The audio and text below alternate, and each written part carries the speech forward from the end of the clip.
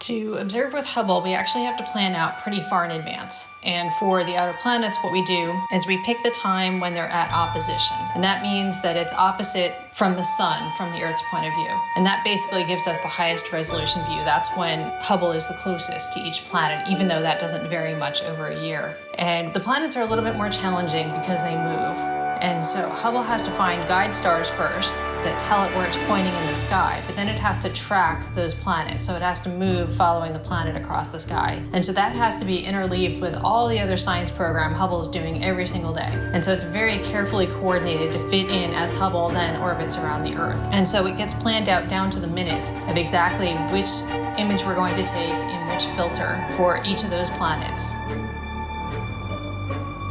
So it's a cosmic dance of getting Hubble pointed in the right place, moving in the right direction, and tracking all at the same time. The OPAL project, or the Outer Planets Atmospheres Legacy Program, is an observational program using the Hubble Space Telescope. And what we're doing is we're looking at each of the outer planets every year so that we can build up a time base using the exact same facility and the same instruments so we can actually track what's changing over the years on each of those planets.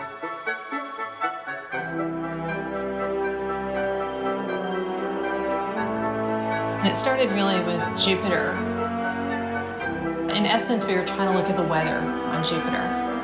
And as we're trying to understand weather, we know even here on Earth it changes every minute, every hour, every day. And we didn't have that kind of time coverage, but we also didn't even have long time coverage to look at things that changed over seasons. And so we had this big gap in our knowledge where we just weren't getting frequent enough data to be able to trend any of these things.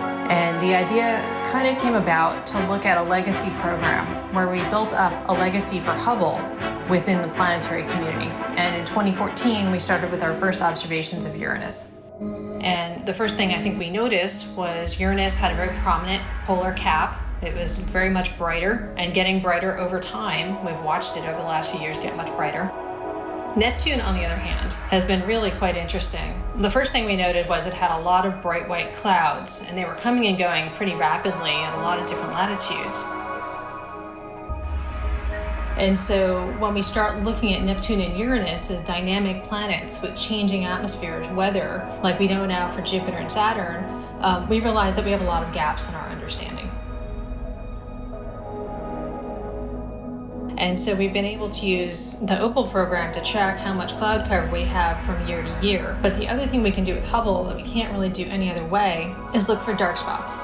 And so the Great Dark Spot was this big iconic feature we saw with Voyager. And when we looked again a few years later, finally when Hubble was online, it was gone. And that kind of surprised us because we were used to the Great Red Spot, which doesn't go away. It's changed over time, but it's still there. And so these storms are not quite the same as what we see on Jupiter because they form and go away on much more rapid timescales.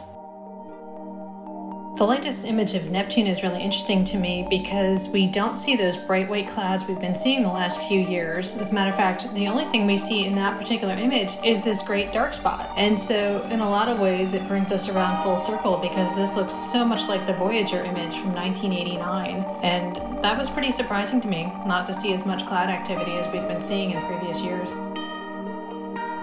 The OPAL team is actually a fairly small team. There's only 3 of us, but our data is immediately available to the public and any other scientist that wants to use them. And so we do that as well as our own scientific analysis.